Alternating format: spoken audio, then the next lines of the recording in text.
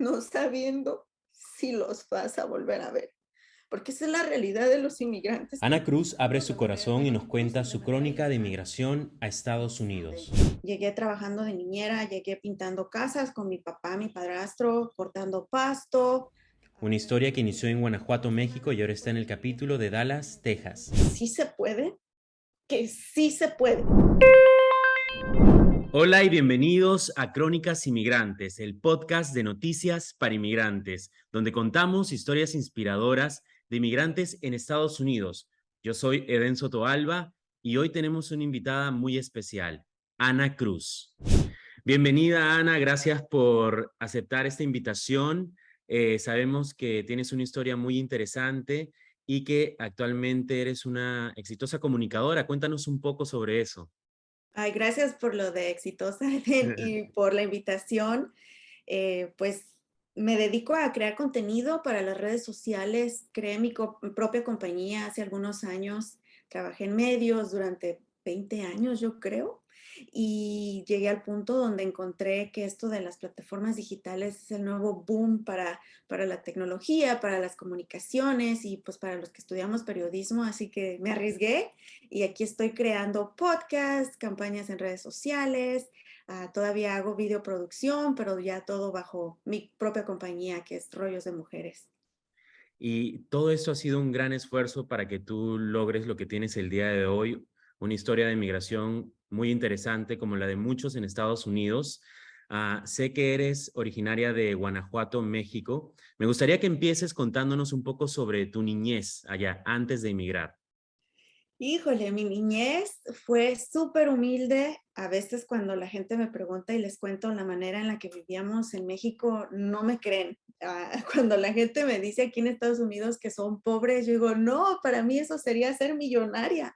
De la manera en la que yo crecí, viví en un pueblito entre Celaya y Querétaro, ahí nací, crecí y era una casa de piso de tierra, sin ventanas. Mi mami literal fue mamá sola todo el tiempo que yo recuerdo. Mi papá era el típico norteño que emigraba a los Estados Unidos y se olvidó de su familia y nos visitaba una vez cada 5 años, yo creo.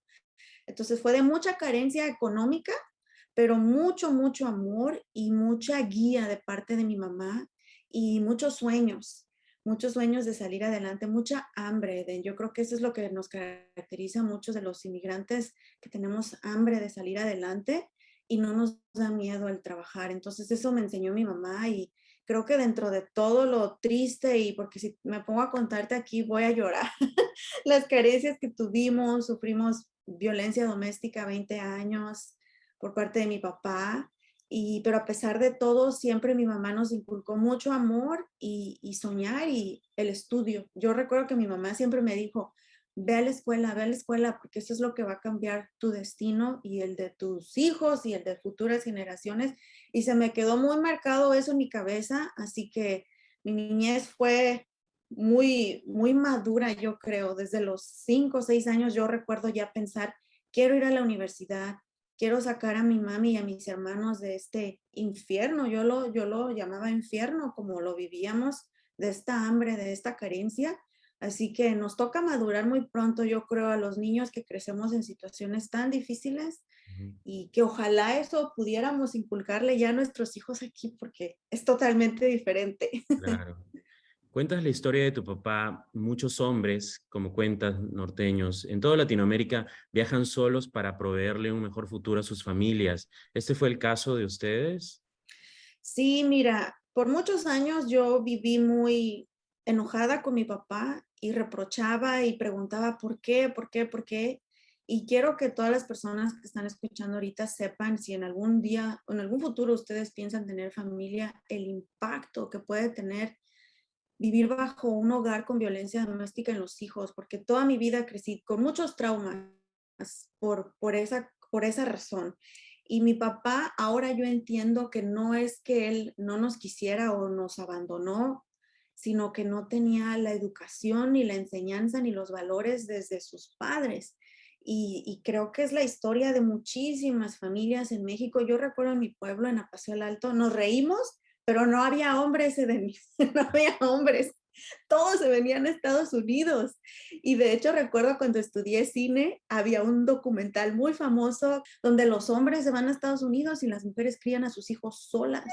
Hay infidelidad, hay violencia doméstica, hay alcoholismo, obviamente porque son familias desintegradas. Entonces, ese fue, ese fue el caso de mi familia también. ¿Y alivió un poco el que tu papá viaje a Estados Unidos, su economía, salir de la pobreza que nos cuentas? No, porque creo que el patrón que muchas de estas familias experimentan es que los esposos se vienen y literal se olvidan emocional, física y económicamente de sus familias. Así que estas madres terminan criando a sus hijos solas y en carencias.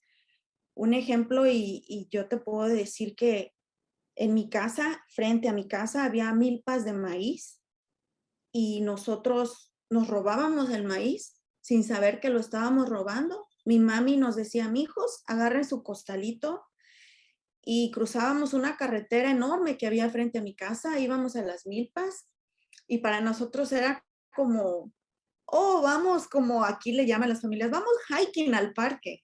Eso para nosotros era nuestra diversión los domingos, ir con mi mamá y aventar elotes en las morralitos, no eran ni mochilas, eran morrales que mi mamá nos cosía a mano. Llegábamos a casa y mi mamá nos hacía tortillas de maíz, sopa de maíz, nos hacía caldo de maíz. Y en mi mente yo no tenía 6, 7 años, yo no pensé que fuéramos pobres. Para mí era, oh, mi mami nos está cocinando delicioso, no en una estufa con gas, en un fogón que ella armaba con piedras y palos que recogíamos también y con sus manitas, pero eso era algo tan pobre ahora que lo pienso, pero era tan bonito, Eden, porque mi mamá estaba ahí con nosotros, platicábamos ese amor, esa comida con la que ella nos nutría, era algo tan bonito, pero que sé que muchas familias lo viven porque es la realidad de las familias inmigrantes. Ojalá me equivoque y ojalá haya más hombres responsables que regresen algún día, pero te puedo decir, toda mi familia del lado de mi papá y del lado de mi mamá, todos fueron inmigrantes y todos, no hay alguien en mi familia que no se ha divorciado porque se rompieron esos matrimonios por ¿Y la inmigración. tú crees que ese es un patrón que viste mucho repetir en tu pueblo? ¿Que los papás Sí, se desconectaban de las familias? sí, lo vi mucho y yo crecí entendiendo que si algún día yo me casaba, yo iba a hacer hasta lo imposible para que mi matrimonio nunca tuviera que separarse por cuestiones de dinero, porque yo entendí desde chiquita que el dinero simplemente nos iba a separar y que una familia, un matrimonio debe estar junto, porque eso es lo que más importa al paso de los años, al paso del tiempo.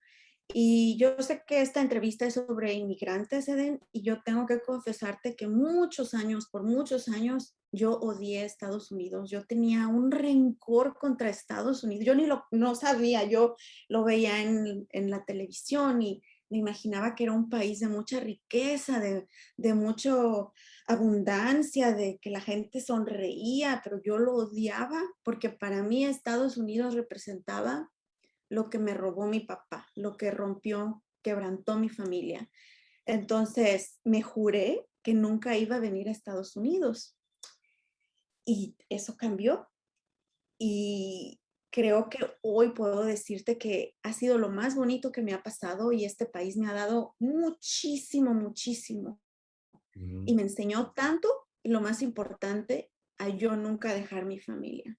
Nos has contado sobre lo difícil que fue crecer en Guanajuato con un padre en Estados Unidos y viendo la riqueza que hay en Estados Unidos.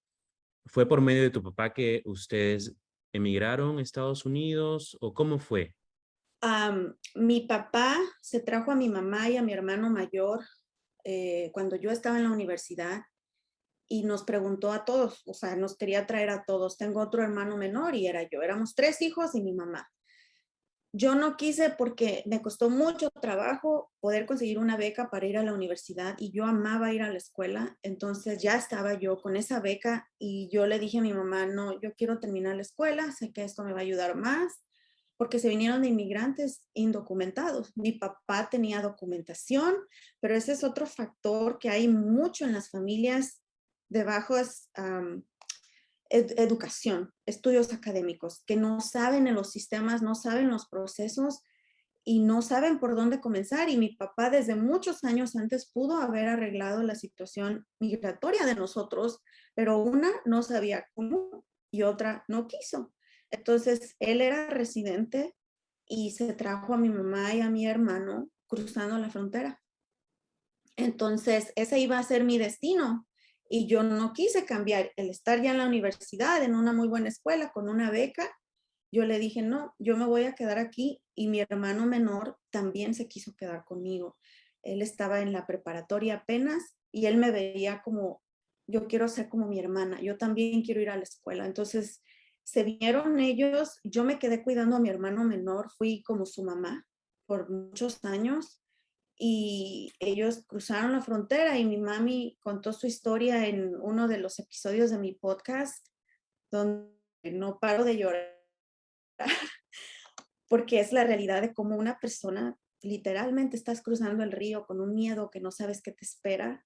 Y así fue como ellos llegaron primero aquí. Mi papá ya había iniciado el proceso migratorio para nosotros, pero sin saber. Ahora ya sabemos y ahora sé que he aprendido más sobre inmigración, que una vez si ya está tu proceso migratorio y si cruzas hay un castigo y que si entraste después del 2001, que fue lo de las Torres Gemelas, hay otro castigo peor, pero antes no sabíamos nada de eso. Entonces nos tocó vivir la historia del inmigrante que cruza ilegalmente.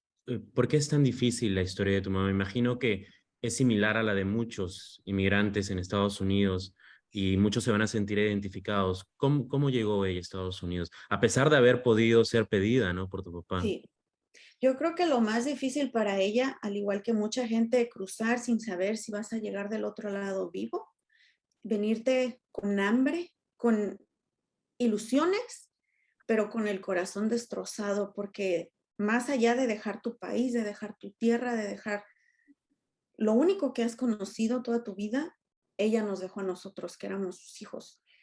Y mi mamá, y yo tampoco puedo olvidar esa escena de la última vez que la vi antes de yo decidir venir a los Estados Unidos.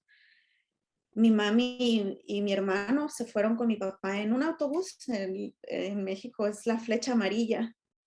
Y mi hermano menor ya manejaba, tenía 16 años. En la carretera de mi pueblo se sentaron ellos en el autobús hasta el asiento de hasta atrás, la última fila. Y yo recuerdo la cara de mi mamá por la ventana del autobús, mirándonos partida en lágrimas. Y mi hermano, los voy a alcanzar, mi hermano manejando y nosotros siguiendo el autobús hasta donde ya no pudimos, no sabiendo, Eden, y yo creo que esto muchas familias lo han vivido, no sabiendo si los vas a volver a ver. Porque esa es la realidad de los inmigrantes que cruzamos de manera, bueno, que cruzan de manera ilegal. No sabes si vas a llegar vivo del otro lado.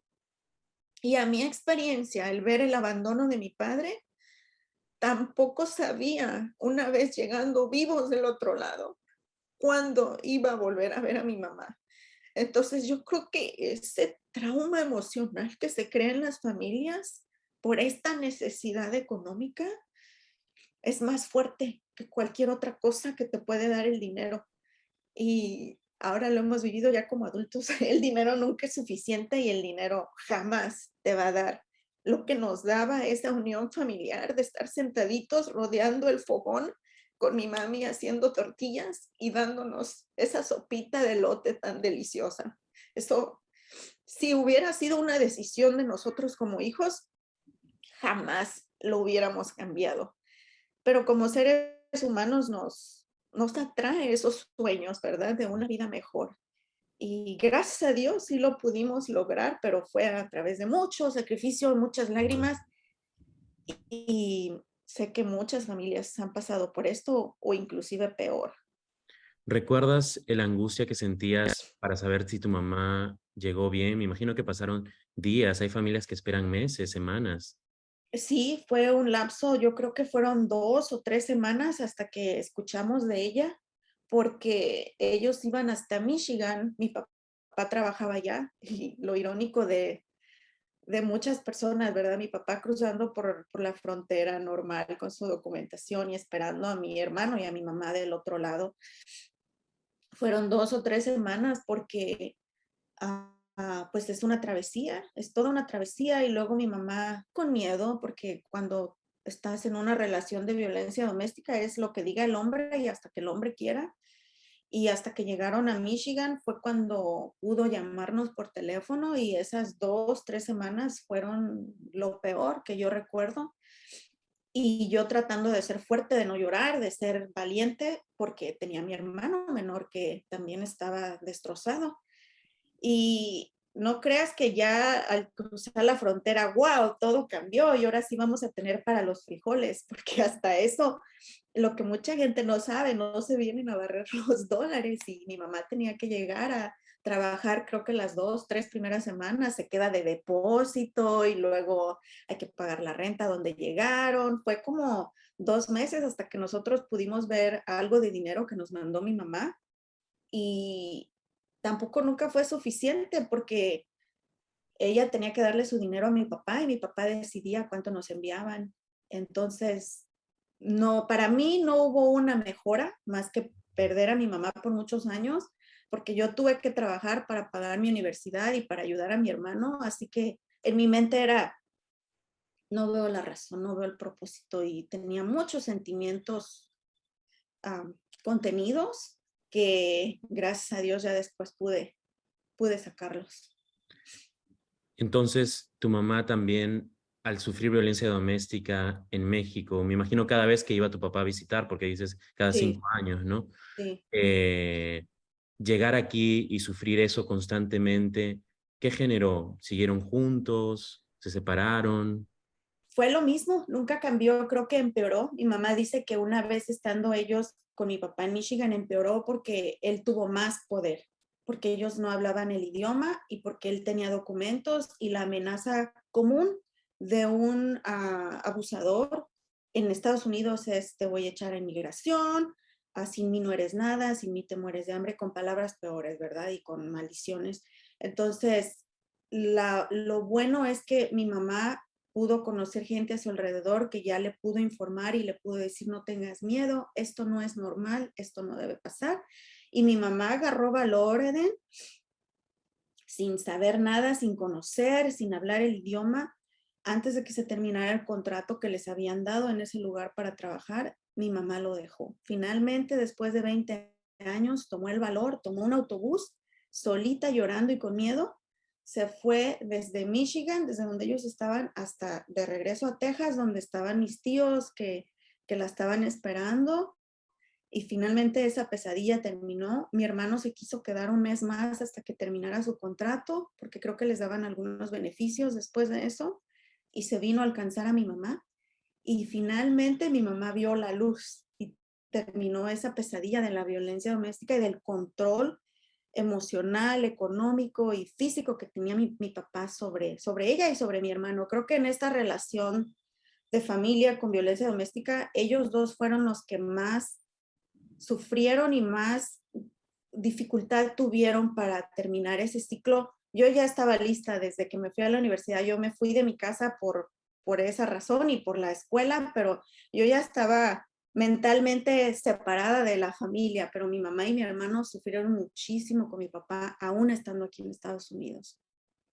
Cuando tu mamá logra liberarse de esa relación y llega a Dallas, me imagino, donde vives, Sí. ¿cambió ya la vida tuya y de tu hermano, no solo de repente por lo económico, sino que también por el bienestar emocional, saber que ya no está con tu papá, ¿sí? Sí, yo creo que ya no fue ni tanto lo económico, porque como te digo, yo ya trabajaba en Celaya, me pagaba la universidad, tenía la beca, estábamos tranquilos, estábamos felices de saber que mi mamá ya no estaba en peligro, porque es peligro de muerte. Cuando estás en un hogar con violencia doméstica se llega a un punto que es peligro de muerte, tanto para el abusador como para las víctimas, porque cuando juegas tanto emocionalmente con alguien, es de esperarse que en un momento se explota y hay violencia física y puede terminar en muerte para cualquiera de los involucrados. Entonces yo al saber que mi mami ya no estaba con mi papá y que mi hermano ya no estaba ahí tampoco, porque hubo golpes físicos, las escenas que vivimos y son cosas bien fuertes que te voy a compartir, Eden, pero cuando estábamos todos en México y que hubo esas escenas de violencia, yo llegué a pelear físicamente con mi papá teniendo 14, 15 años. Yo recuerdo tener 11, 12 años, Eden, y dormir con un cuchillo en mi mano, no para hacerle daño a nadie, pero para defenderme. Entonces, imagínate una niña de 10 años dormir con un cuchillo y temblando. Cada que yo sabía que mi papá iba a ir a casa, iba a regresar a México, que mi mamá nos decía, ay, su papá me habló y llega en 2 semanas. Yo tenía algo y lo estoy experimentando ahorita, mira que te estoy contando la historia. Yo empezaba a temblar, me ponía fría de mis manos y empezaba a temblar. Y así, temblando por semanas. Y mi mamá me llevó al doctor varias veces, no me encontraba nada, hasta que finalmente un doctor, un neurólogo, nos dijo que me daban ataques de ansiedad y de nervios.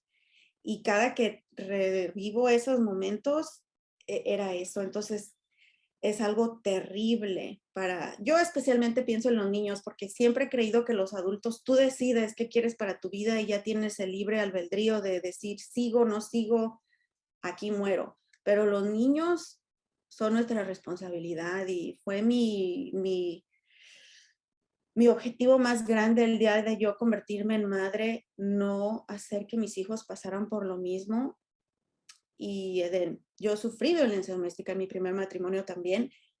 Es un ciclo que se repite y que cuesta trabajo terminar. Y aún estando en Estados Unidos, mira, y graduada de la universidad, estudiada, con más recursos, y también nos tocó vivir lo mismo.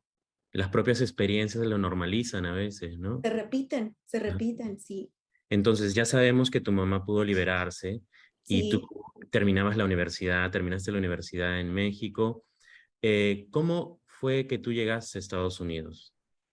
por mi mamá, porque ya llevaba 5 años que no la habíamos visto y mi mamá ha tenido muchas complicaciones de salud a raíz de todo esto que te cuento que pasamos.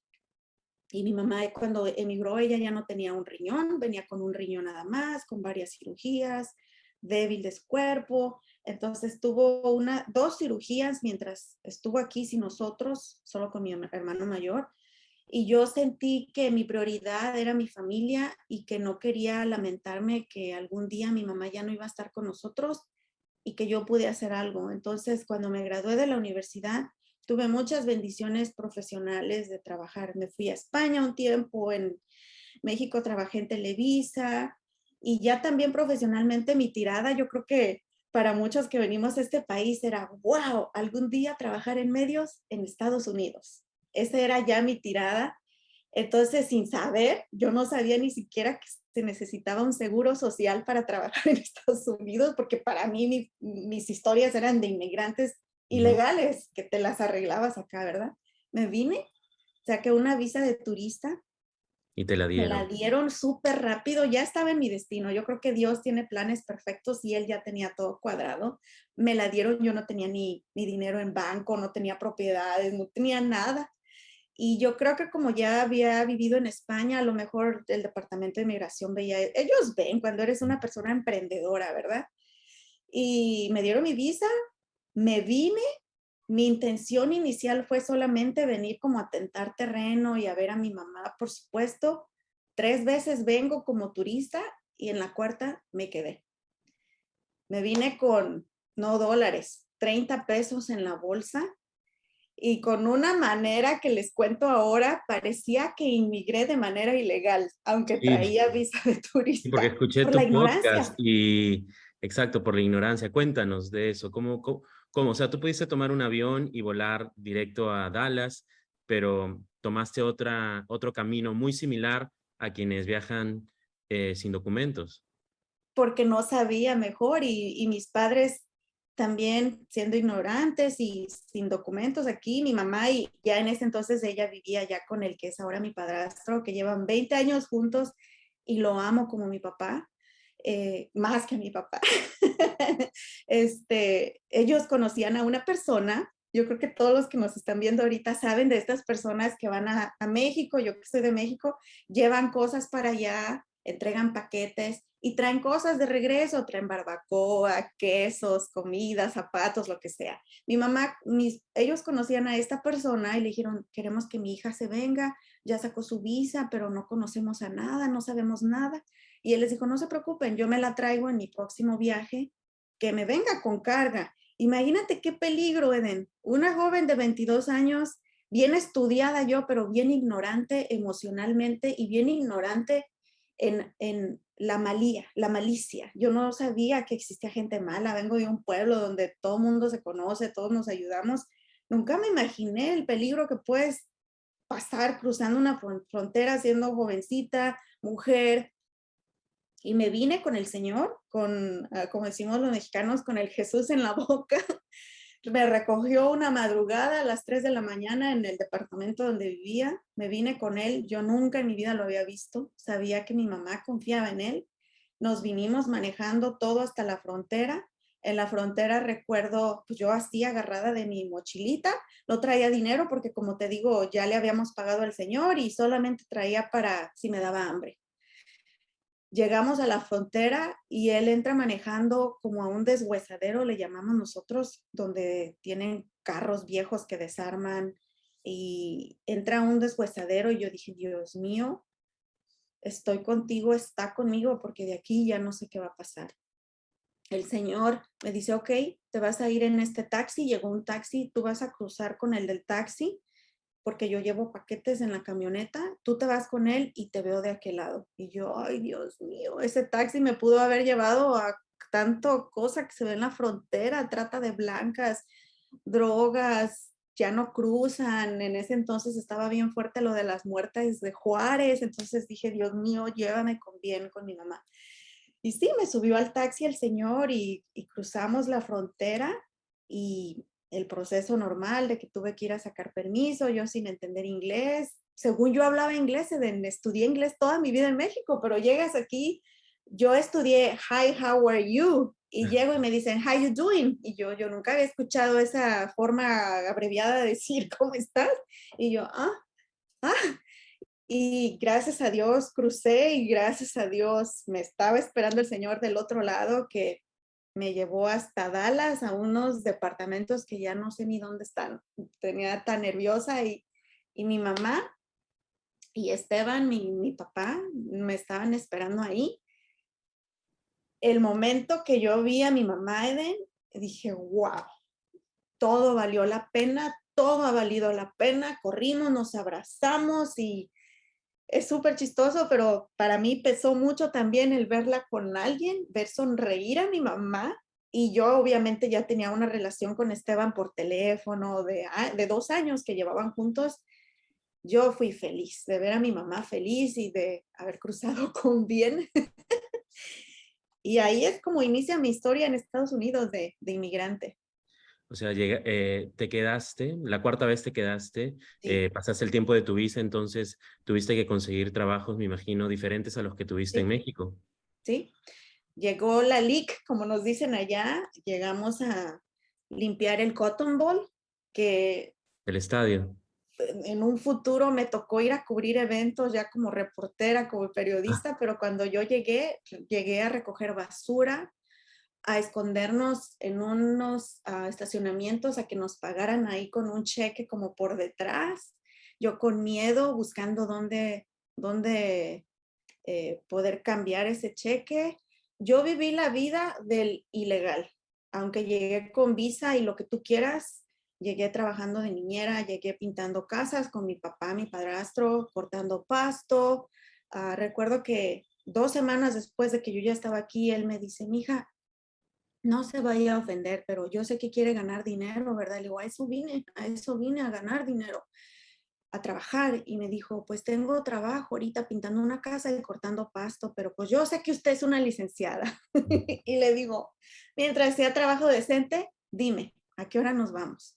Y así empecé, Eden, y así me la aventé, yo creo que un año completo hasta que pude entrar a trabajar a un Wendy's. Ese fue mi primer trabajo oficial para una compañía de sandwichera, haciendo los sándwiches. Yo no sabía ni cómo se decía lechuga en inglés. Ya después subí a cajera y wow, ya me sentía realizada. Después fui cajera del drive-thru, que Mm, ya era como que otro nivel. ascenso. Y a los 6 meses me entrenaron como manager, porque ya cuando traes todos esos fundamentos académicos, rápido los sacas. Es solamente en lo que agarras confianza y en lo que te sientes cómodo también. Aprendí, creo que pude aprender inglés también más rápido, a soltarme. Estaba joven también y trabajé para esa compañía año y medio, después para otro restaurante, todavía con un permiso expirado, todavía sin un seguro social. Estuve así 3 años, casi 4 años, con miedo, ese miedo de que muchos sentimos ir manejando y que un policía viene atrás de ti y ya te viste en México de regreso. Lo viví 3, 4 años hasta que, bendito Dios, pude tener mi primer permiso de trabajo. ¿Y cómo llegó tu oportunidad para hacer lo que estudiaste, ¿no? En las Mi comunicaciones. oportunidad, wow. Recuerdo una infinidad de veces manejar por el centro de Dallas a las 3 de la mañana, que es cuando venía de cerrar el restaurante con los pies empapados porque me tocaba lavar el piso. El primer año yo recuerdo manejar y ver el logotipo de esta cadena de televisión, ¿la puedo decir? Sí. De Univision, viendo el logotipo en el centro de Dallas y yo decía, un día voy a trabajar ahí, un día voy a trabajar ahí. El primer año, wow, así, ¿verdad? Ya después pasaban los meses, que sí, iré a trabajar ahí. Ya para el segundo, tercer año yo decía, ay, Anita, sigue soñando, sigue soñando. Y gracias a Dios no fue Univision, pero fue una compañía también muy grande y en el mercado anglosajón, que para mí fue todavía un reto más grande, que fue para CBS Radio, que es donde yo trabajé por 8 años, que se pudo lograr, pero fueron muchos años de ni mucho llorar, mucho trabajar duro, tocar. Yo fui a Univision, donde tú trabajaste, y no me dejaron entrar ni la primera puerta. Llegaba con mi currículum vitae y cuando empezaron, no tenían una presentadora de noticias que llegó Wendy Cruz Ajá. para ese papel. Yo era una jovencita que yo veía en la tele que decían que estaban ocupando una presentación y yo soñando, soy yo, y llegaba con mi currículum vitae, no me abrían ni la puerta. En Telemundo llegué a ir muchas veces también y llegaba yo, recuerdo una ocasión, una vergüenza, mi carrito viejo, mi primer carrito que compré con mis dolaritos que iba juntando, me costó $1,200 al cash y yo bien emocionada. Llegué a Telemundo porque ya me habían dado una oportunidad de hablar con alguien Mm. y no me dejaron ni entrar la primera puerta y mi carro se me empezó a incendiar afuera y lleno de humo y la gente saliendo y yo, qué vergüenza. Hoy te puedo decir, Eden, que yo creo que 5 o 6 años después de ese momento, me tocó ir a Telemundo muchas veces, una infinidad de veces, donde me abrían la puerta con los brazos abiertos. Ana Cruz está aquí, pásale Anita, y todo el mundo me saludaba y amorosos que fueron siempre conmigo, donde llegué a grabar promos, a hacer entrevistas, ya con un nombre y un trabajo y una carrera. Y lo que mucha de esa gente que estaba ahí adentro no sabía es que yo lloré afuera infinidad de veces tratando de poder pasar la primera puerta. Y esto lo cuento, Eden, para que toda la gente que nos está viendo sepa que sí se puede, que sí se puede. Si yo que viví en a casa de tierra sin ventanas, violencia doméstica, luchando solamente para comer y sobrevivir, tener vida al siguiente día, pude lograr esas cosas, Eden, todo mundo puede. Todo mundo puede. Y hoy en día te puedo decir que a mucha gente de Telemundo, de Univisión, la llamo amigos, la llamo colegas y sé que no soy la única. Sé que hay gente como tú también que vienes de otro país y que le hemos batallado mucho. Sí, el no lo tenemos ganado siempre, ¿no? Entonces, quien no intenta, intenta y sigue intentando, va a ser más difícil que logre algo. Sí, Vamos a tener muchos no en la vida, ¿no? Pero algo que los inmigrantes debemos entender, y yo creo que lo sabemos, porque los inmigrantes somos las personas que más se esfuerzan porque no quieren Sí, regresar sin nada a sus países, ¿no? exacto. Es que si no, como el que llora no mama, ¿no? Como los bebés, si no te pones a Exacto. buscar, es más difícil encontrar. Y pues tú eres el vivo ejemplo, Ana, ahora eres una comunicadora exitosa, has estado en la radio, haces campañas publicitarias para muchas marcas en Dallas, eres una influencer.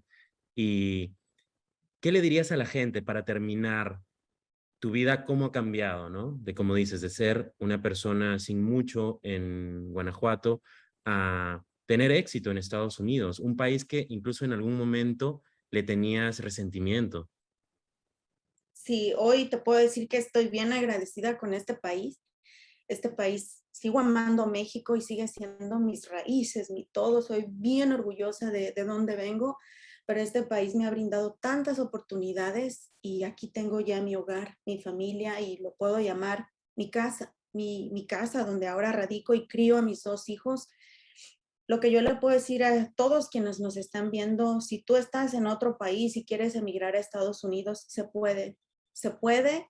Si tienes la oportunidad, busca la mejor manera de hacerlo legalmente porque va a ser mejor y más fácil. Si ya estás aquí y tienes un sueño, se puede. Trabaja duro, disciplina, nunca te rindas. Te van a cerrar 100 puertas, pero la que se te va a abrir te va a traer cosas extraordinarias. Siempre hazlo con fe y yo lo que puedo decir, la familia es lo primero. No importa para dónde vas, cómo vas, ni nada, la familia es lo primero. Y para mí hoy en día mi familia, mis hijos, es lo más importante y en esta etapa de mi carrera profesional siempre va a ser mi familia primero. Así que si estás bien con tu familia y estás fuerte y sólida, todo lo demás va a ser más llevadero.